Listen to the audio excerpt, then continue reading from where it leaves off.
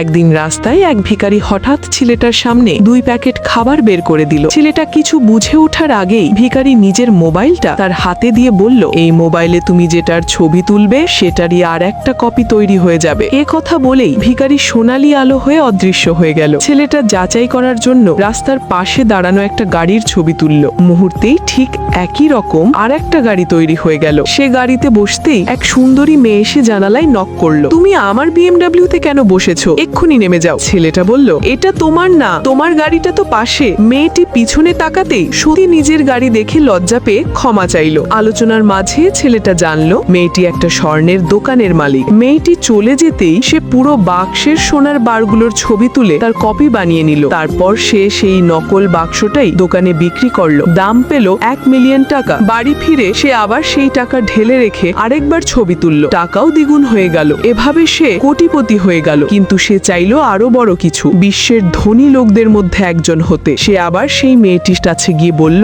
আপনাদের স্বর্ণের ভল্টটা কি একবার দেখতে পারি? মেয়েটি সন্দেহ না করে তাকে ভল্টে নিয়ে গেল। ভেতরে স্তূপ করে থাকা স্বর্ণ দেখে ছেলেটা চোখ বড় করে তাকিয়ে রইল। সে জিজ্ঞেস করলো, আমি কি একটা ছবি তুলতে পারি? মেয়েটি বিশেষ ছাড় দিয়ে বলল, হ্যাঁ তুলতে পারো। ছেলেটা ছবি তুলল এবং ভল্ট থেকে বেরিয়েই বাসায় গিয়ে ফিসফিস করে বলল, এবার সত্যিকারের ধনী হওয়া শুরু। তার সামনে কয়েক কোটি টাকার সোনা আর কয়েক মিলিয়ন ক্যাশ কপি হয়ে গেল। ছেলেটা উচ্ছ্বাসে চিৎকার করতে লাগলো, সবই আমার, আমার সোনা, আমার টাকা।